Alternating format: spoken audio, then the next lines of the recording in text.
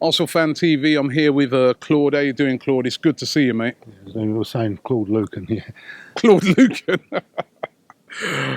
Listen, it's been a bit of a traumatic and rough summer for you, I know, in speaking to you personally. I was over the other day in LA, then fortunate enough to go to Norway and to go to Sweden. And everywhere I went, and here in the UK, everywhere I went, fans kept saying to me, "How's Claude? How's Claude?" We know about the thing that came out on Twitter that said you was missing.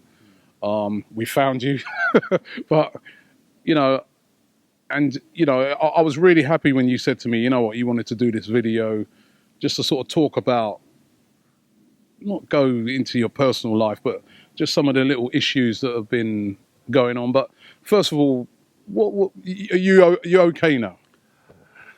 Well, I wouldn't say I'm okay, but there's still a lot of problems to solve. Hopefully they'll get solved very soon. But, you know, when you get personal, you've got a lot of personal problems, things happen, your head goes, you do things that people don't understand.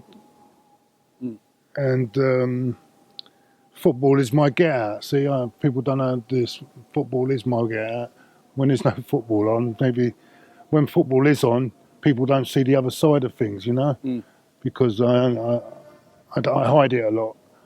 But things came on top this summer, unfortunately, and not quite recovering yet. But hopefully, soon I will recover. But at least there's the game on Sunday to look forward to, and I'm looking forward to that. I mean, there was the whole missing thing, which, you know, had a lot of people shook. What happened with that? What, you know, because nobody could get hold of you, nobody could find you. Was it just something that you needed some time to yourself, or what? I stormed out of my house in an argument. I don't want to go into the argument I had. I like to keep that private, but I stormed out. I didn't feel myself. I didn't feel right. I stormed out of the house. I got in the car, drove off. I went missing for a few hours. When I didn't go back home, you know, I went out in the evening. I just didn't know what I was doing. You know, when your head's not right, you know, you just don't know. You just want to get out. The next minute, I'm seeing a thing on Twitter that The police put it out, didn't the police put something out on Twitter, which I regret now. I should have responded straight away, but I didn't, and I don't know why I was a bit scared to respond. I don't know what it was. It just, you know, when your head's not right, your head's not right. You don't know what you're doing. I wish I could explain why I done it. I can't, and I regret I done it. You know, Claude, I was watching a video the other day with a YouTuber this YouTuber I know. He's a massive YouTuber called Joe Weller. We're more familiar with the kids, but he's a massive YouTuber. He's a young guy, and he did his video on depression. And you know what? The video really took me. He was talking about the fact that people see you all the time and they think that everything's rosy and everything's good. And he was literally saying, like, he's suffered from this depression. It's like a chemical imbalance, and people don't understand it. And is that sometimes when, for no reason, he's just feeling negative about things. And it really, you know, really gave me personally, gave me a more understanding of things. And that's it sometimes, isn't it? People don't understand circumstances that... Sometimes you don't even realise you're depressed yourself. You don't realise you're depressed yourself. You don't even realise it yourself. So it's very difficult for other people to understand it. It's also, I've never really, to be quite honest, recovered from the death of my mum. Very, very close with my mum. Very, very close. And I've never recovered. Yeah. And I find that very difficult. And I made the mistake. I didn't go. I should have gone counselling straight after my mum's when she died. And I mean, she died in front of me as well. I mean, she was ill for for a while, for those last few months. But those images of seeing her die in front of me, I don't think I've recovered from it. And I should have took counselling. I didn't take counselling. I regret that at the time. And I don't know. I don't think I've really recovered it. People say I was 7 years, but Yeah, I mean, everybody's different. Yeah, I mean, everybody's different when it comes to these things, and it's what we have to understand. And do you know, there's another issue I think that's sort of come up with the whole situation that sort of happened with you, and that's the situation of trolls particularly on Twitter. Now, you know what? We see it all the time. I mean, there's some people on Twitter, and it's almost not just Twitter, on various different social media platforms, and basically it's like their mission in life to just troll people. And you've been subject to a lot of that, haven't you? But Robbie, that's not the main reason why. Let me put it clear. I can give as good as they can give me, yeah, and I accept that. I accept it's all part of Twitter. I expect that's not the reason I'm in the state I am. But that's not the reason. But is it acceptable that if people out there know that you're not doing too good? I think there's some people out there that they know you haven't been doing too good, yeah, with certain situations, right? And yet still they'll mercilessly troll you and abuse you and try to do things to push you over the edge, to say things or do things to make it worse. Yeah, that's not acceptable, but it's not the main reason. And you've got to accept on Twitter that you have to take that, but that's part of being. With Twitter, you've got to realise that if you're like a little bit in the spotlight, like I am on, with this, that there's going to be people that are going to hate on you as well, as well as people liking you. There's going to be hatred. Yeah. I think some of the people the one particular guy that's trolling me, not naming any names, has a problem with me because probably he hasn't got the personality to come and do this himself, and he'll probably have a go at all the characters that go on here because he hasn't got no personality to come on and do it himself. So he'll probably troll to get the laughs on Twitter from the others. But apart from that, and it doesn't. I mean, it's not the reason I'm in the state I am. I'm not going to start blaming that particular angle for where I am at the moment. It's not fair. That's not fair. But what I will say is, I don't think it's right. I think there's people even more vulnerable than I am that would probably can go over the edge. That's true, and it should stop. I don't mind. I think it's we don't mind the banner, football banner, and all that. But when you start digging into people's personal family tweets and all things like that, and going into my family, that's going below. That's going too much. I mean, you can't. That's not acceptable. But I'm not going to blame that for where I am today.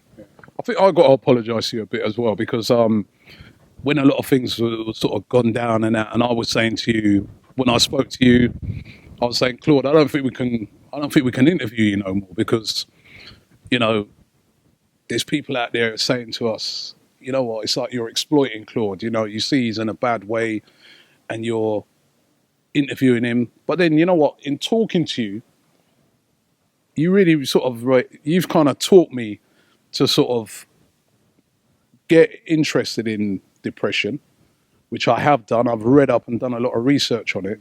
And when you were saying to me at the time that actually, you know what, I doing interviews and doing all that stuff is like a release for me, and it really, really helps me.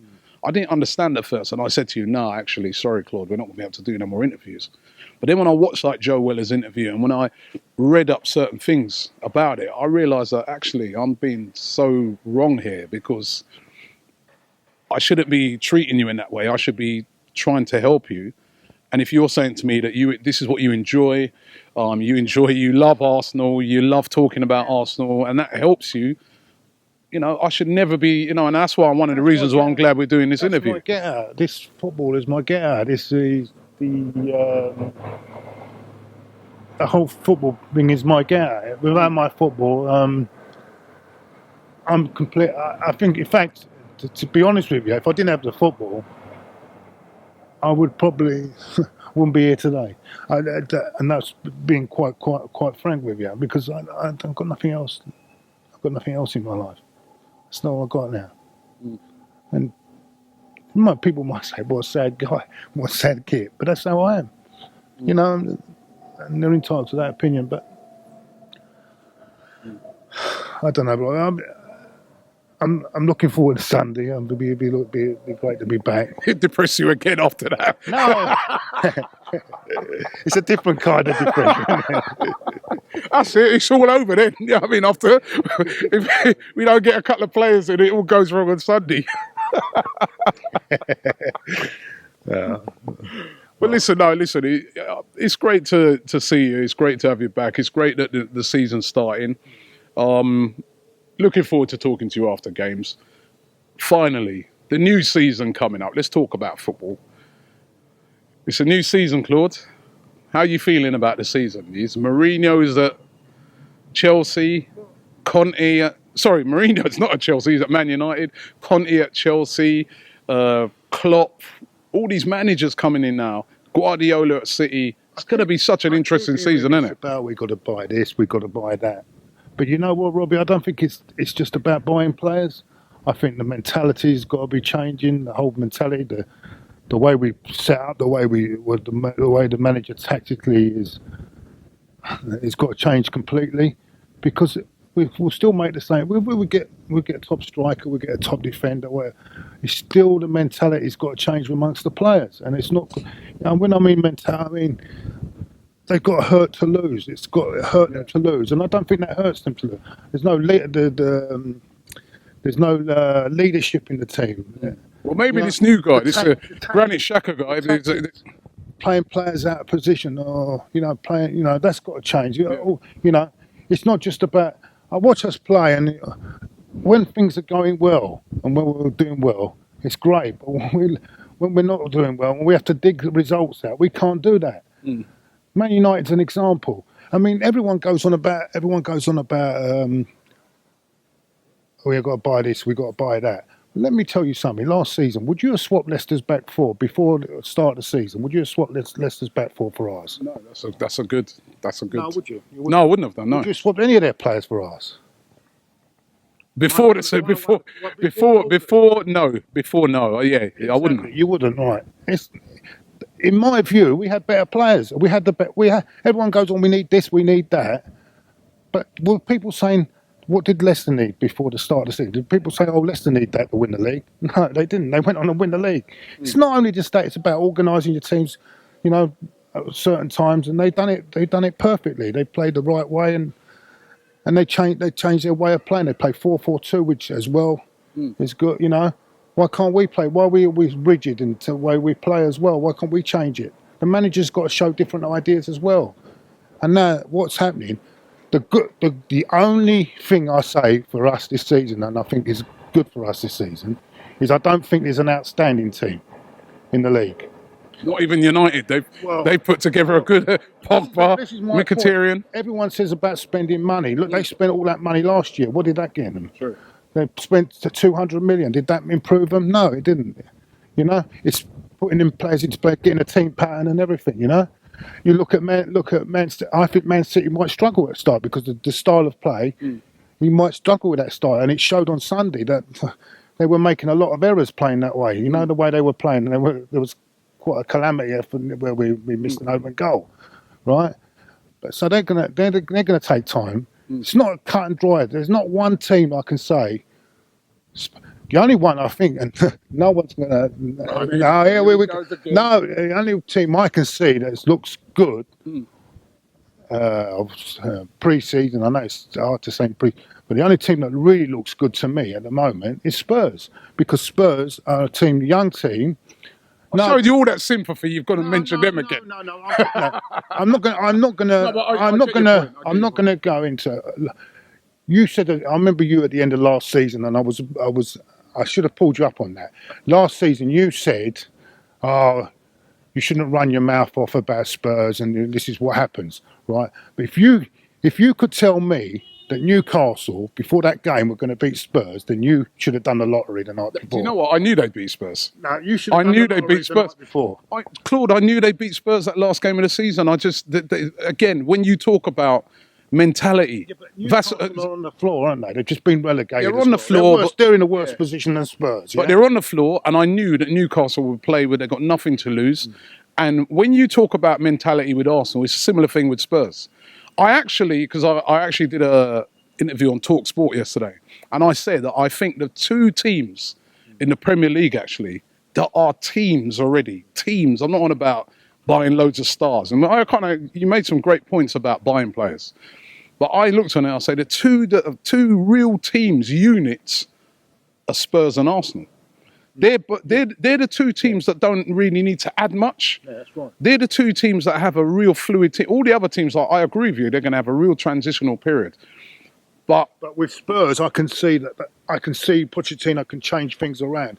I watch with Wenger at the moment, and I can only see one way of playing. Yeah. And the trouble is, when people with Wenger's way of playing, if teams are really big organised, we struggle. You know what I'm saying? Well, with Pochettino, he's got different. He'll play direct. He'll play a minute direct. He'll play something over the top. And I think also what they've done this year, they brought another forward in, which will help Kane. Yeah. So they're going to be even better next season. And they've got a young team that will develop even better than what from last season. So that I actually think Spurs is going to be the one that we're going to have to look at. Everyone is going about the top two Manchester clubs. But I think Spurs is the one that everyone has got. You think everyone's saying it's going to be up in Manchester. You think it's going to be decided in North London? I think if you finish in front of Spurs this year, you'll win the league. Well, that's it. We've done it then. We always finish above Spurs, so we're all right. Yeah, well, if we do it this year, we'll win it. But I think Spurs will go very, very close. Okay, but listen, it's been great talking to you. It's great having you back. And I hate saying all that, you know what I do. I hate it. I can't stand it. But I'm being honest. I can't be all this biased stuff and because you're Arsenal, you shouldn't be saying these things about it. But yeah, I see it as I see it. I can't be all this bullshit. You know. Do you understand where I'm coming from? That's what I respect about you. I respect your honesty. That's what I love about you. I think that's what all football fans love about you. Is that. Listen, you're Arsenal through and through, but you're an honest guy. Well, I'm no Lord Lucan anyway. You're not Lord Lucan. I'm still not even sure about this voice of reason thing either. I'm not sure about that. I am the voice of reason. I am the voice of reason. People should bloody listen to me. One thing I am sure of, you're an honest guy. Your honesty about the whole depression thing's been brilliant as well. I hope that helps others. I hope that you continue to improve. We know it's a process. It's good to have you back. I'm looking forward to seeing you at the game on Sunday. Good to be back, mate. Yeah, cheers, and let's hope we can win the league this year. Yeah? Cheers. To me, next season we can win the quadruple. People might laugh because quadruple. Absolutely. Listen, and the reason why I say that is because for Leicester to win the league, that means anything can happen. You know, but the thing is, yeah, What did you say? God, you do. I've had a bad few weeks, but you've cheered me up, mate. Listen. hold on.